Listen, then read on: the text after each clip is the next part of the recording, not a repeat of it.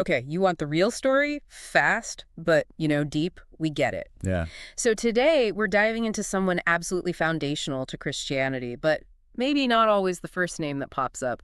St. Mark the Evangelist. Exactly. Yeah. His influence is huge, way beyond just writing a book of the Bible. We've looked at sources covering his life, his connections to the big names like Peter and Paul, Right. the gospel itself, that whole weird Venice connection, and the symbolism.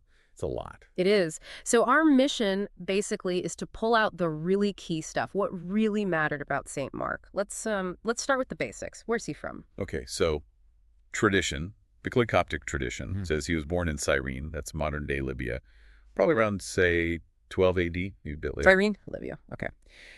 And he had this interesting name situation, John, which is Jewish, Ioannan, and then Marcus, which is Roman. So right away you see this kind of cross-cultural background. Very interesting. A foot in both worlds. Pretty much. His family eventually moved to Palestine. They lived in Cana of Galilee for a bit, then Jerusalem. And the Jerusalem connection is big, right? His mother's house. Oh, yeah. His mother Mary, obviously her house in Jerusalem became like a central meeting spot for the very first Christians. Wow. So really early on. Super early. Some traditions even suggest the Last Supper happened there. And it's definitely where Peter went, after the angels supposedly busted him out of prison. Okay, so Mark's family was right in the thick of it from the start.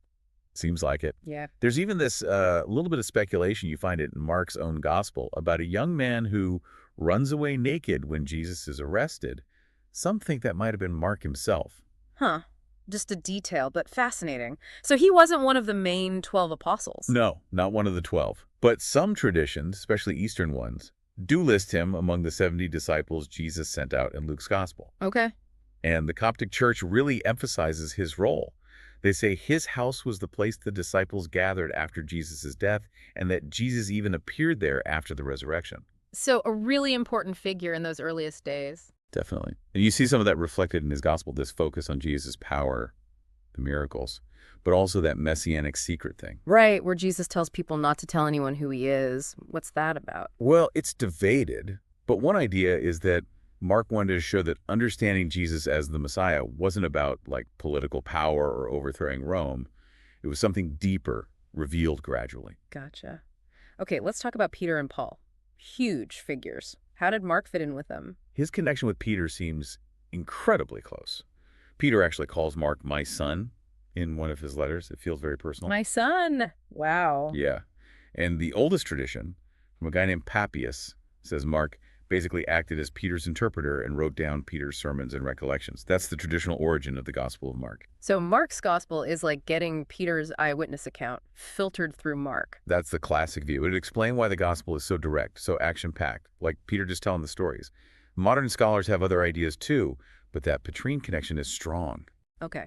And Paul. That relationship was a bit rockier. Yeah, a bit. Mark went with Paul and Barnabas, who was actually Mark's cousin, on their first big missionary trip. But then Mark left partway through and went home. Awkward. Uh-huh.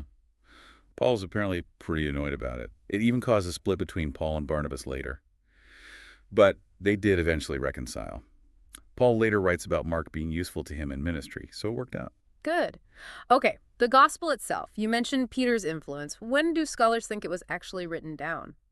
The general consensus is around 70 AD, so probably just after the destruction of the temple in Jerusalem during the First Jewish-Roman War. A time of huge upheaval. Exactly. And the audience seems to be mostly Gentile Christians, likely in Rome. Mark takes the time to explain Jewish customs and even uses some Latin loanwords, which points towards Rome. And the main themes. What was Mark really trying to get across? Key things are the kingdom of God arriving, Jesus having immense authority, but also, crucially, Jesus as the suffering servant. That idea from Isaiah the Messiah, who achieves victory through suffering and sacrifice. Mark 10.45 is central. The Son of Man came to give his life as a ransom for many. And of course, the call to discipleship, which also involves suffering and self-denial. It's intense. And style-wise, it's different from the others, right? Yeah. Shorter, faster. Yeah, it's the shortest. And it moves fast. He uses the Greek word euthes, meaning immediately or straight away, like all the time. It gives this breathless pace. Focus is really on what Jesus does. Less talk, more action. Pretty much. Lots of miracles. The style is also quite simple. Lots of and connecting sentences. Very direct. But it also has these vivid, realistic details like Jesus feeling emotions or the disciples just not getting it sometimes. Ah, yeah, they don't always come off looking great. No, they don't. Mark is pretty honest about their failures. He also uses this technique scholars call intercalation or a Markan sandwich, starting a story, interrupting it with another, then finishing the first one. Interesting. Okay, let's pivot to Venice. How on earth did St. Mark become so tied to Venice? It's quite a story involving legend and some medieval relic smuggling. Smuggling. Okay, tell me more. Well, the legend starts earlier. It says Mark was shipwrecked near Venice, and an angel appeared to him in the form of a winged lion. The winged lion. The winged lion. And the angel supposedly said, "Peace be with you, Mark, my evangelist. Here your body will rest," prophesying his connection to Venice. Convenient prophecy. You could say that. Fast forward to 828 AD. Venetian merchants apparently smuggled Mark's relics out of Alexandria, Egypt supposedly hiding them under pork to deter Muslim officials. Clever. Or sneaky. Depends on your perspective. They brought the relics to Venice, built the first St. Mark's Basilica to house them, and he became the city's patron saint. The winged lion became the symbol of Venice itself. It was a huge deal for the city's prestige. Wow. So that symbol we see everywhere in Venice, that St. Mark's lion, what does the lion actually symbolize theologically? Well, it connects to visions in the books of Ezekiel and Revelation, where 4 living creatures surround God's throne. One is a lion.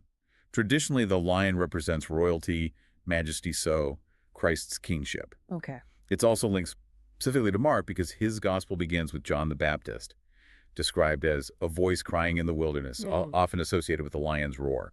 And of course, the book The Lion Holds usually says, "Pax tibi Marci," that quote from the angel. Peace be with you, Mark. Got it. So sometimes he's shown as a bishop, too. Yes, because tradition holds that Mark went on to found the church in Alexandria, Egypt, and became its first bishop before being martyred there. So that's another major part of his legacy, especially for the Coptic Orthodox Church. Right, Alexandria. We mentioned the relics came from there. Exactly.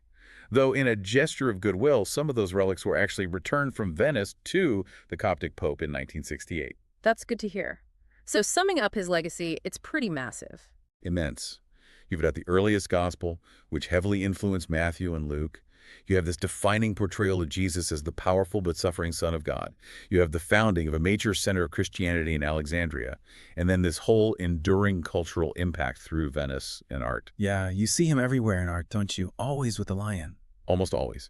Writing his gospel, holding a scroll or book, often with the winged lion nearby, sometimes in bishop's robes. Think of Tintoretto's dramatic painting of the body being brought to Venice, or the incredible mosaics inside St. Mark's Basilica itself. Donatello, Bellini, Mantegna, they all depicted him. So St. Mark, gospel writer, Peter's associate, maybe Paul's sometime colleague, founder in Alexandria, patron of Venice. A lot packed into one life. Absolutely. And that winged lion remains such a potent symbol of his message spreading out. It really makes you think, doesn't it? How does reading the first attempt to capture Jesus' life story potentially change how we see him compared to the later Gospels? And isn't it fascinating that this key religious figure is also so deeply embedded in the identity of a specific city like Venice? Definitely food for thought. Yeah. The layers of history, faith, and culture are just incredible. Indeed. Well, that's our deep dive for today. Thanks for joining us.